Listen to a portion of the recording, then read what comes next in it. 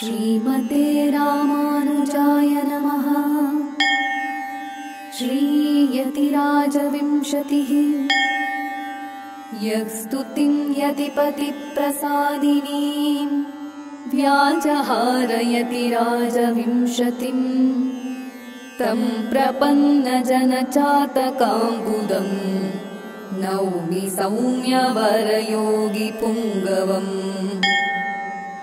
श्रीमाधवाङ्घ्रिजलजद्वयनित्यसेवा प्रेमाविलाशय पराङ्कुशपादभक्तम् कामादिदोषहरमात्मपदाश्रितानां रामानुजं यतिपतिं प्रणमामि मूर्ध्ना।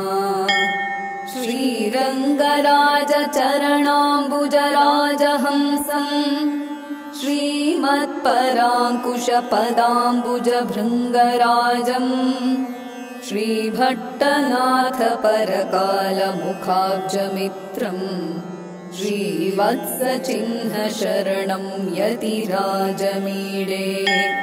वाचा यतीन्द्रमनसा वपुषा च युष्मत्पादारविन्दयुगलं भजतां गुरूणाम् पुराधिनाथ कुरुकेशमुखाद्य पुंसां पादानुचिन्तनपरः सततं भवेयम्।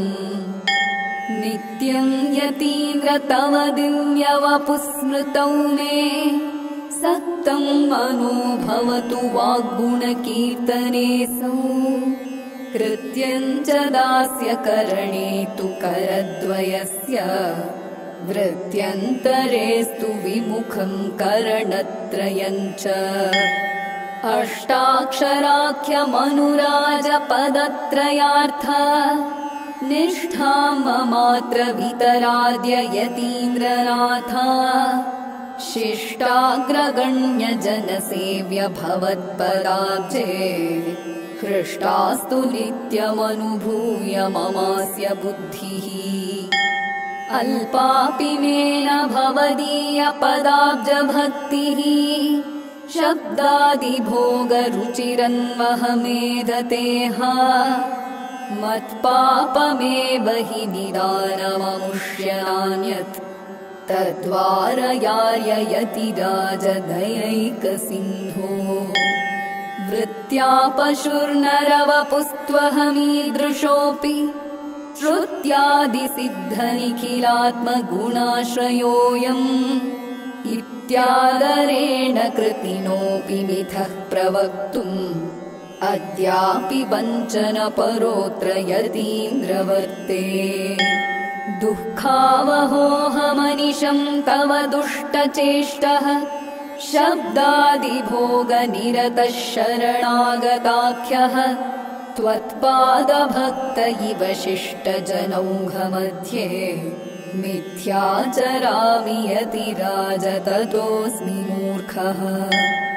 नित्यं त्वहं परिभवामि गुरुं च मन्त्रम् तद्देवतामपि न किञ्चिदहो बिभेमि। इत्थं शठोऽप्यशठवत् भवदीयसङ्घे हृष्टश्चरामि यतिराज ततोऽस्मि मूर्खः। हा हन्त हन्त मनसा क्रियया च वाचा योऽहं चरामि सततं त्रिविधापचारान्। सोऽहं तवा प्रियकरः प्रियकृद्वदेव कालं नयामि यतिराज ततोऽस्मि मूर्खः। पापे कृते यदि भवन्ति भयानुताप लज्जाः पुनः करणमस्य कथं घटेत। मोहेन मे न भवतीह भयादिरेषः तस्मात् पुनः पुनरघं यतिराज कुर्वे। अन्तर्बहिः सकलवस्तुषु सन्तमीशम् अन्धः पुरस्थितमिवाहमवीक्षमाणः। कन्दर्पवश्य हृदयः सततं भवामि हन्त त्वदग्रगमनस्य यतीन्द्रनार्हः तापत्रयी जनितदुःखनिपातिनोऽपि देहस्थितौ मम रुचिस्तु न तन्निवृत्तौ एतस्य कारणमहो मम पापमेव नाथ त्वमेव हर तद्यतिराजशीघ्रम् वाचामगोचर महागुणदेशिकाग्र्य पूराधिनाथ कथिताखिल नैत्यपात्रम् एषोऽहमेव न पुनर्जगतीदृशस्तत् रामानुजार्य करुणैव तु मद्गतिस्ते शुद्धात्मया मुनगुरुत्तमकूरनाथ भट्टाख्यदेशिकवरोक्तसमस्तनैत्यम् अद्यास्य सङ्कुचितमेव मयीह लोके तस्माद्यतीन्द्रकरुणैव तु मद्गतिस्ते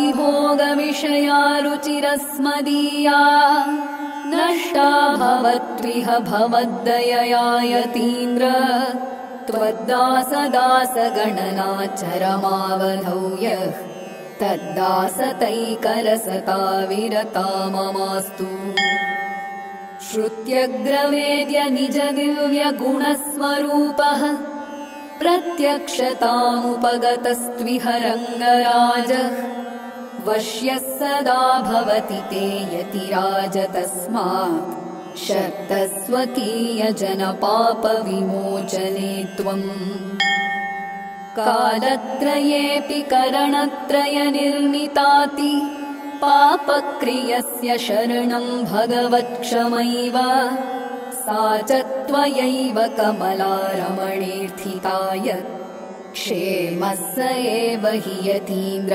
भवच्छ्रितानाम् श्रीमन्यतीन्द्र तव दिव्यपदाब्जसेवा श्रीशैलनाथ करुणा परिणामदत्ताम् तामन्वहं मम विवर्धय नाथ तस्याः कामं विरुद्धमखिलं च निवर्तय त्वम् विज्ञापनं यदिदमद्य तु मामकीनम् अङ्गीकुरुष्व यतिराजदयाम्बुराशे अज्ञोऽयमात्मगुणलेश विवर्जितश्च तस्मादनन्यशरणो भवतीति मत्वा इति यतिकुलधुर्यमेघमानैः श्रुतिमधुरैरुदितैः प्रहर्षयन्तम् वरवरमुनिमेव चिन्तयन्ति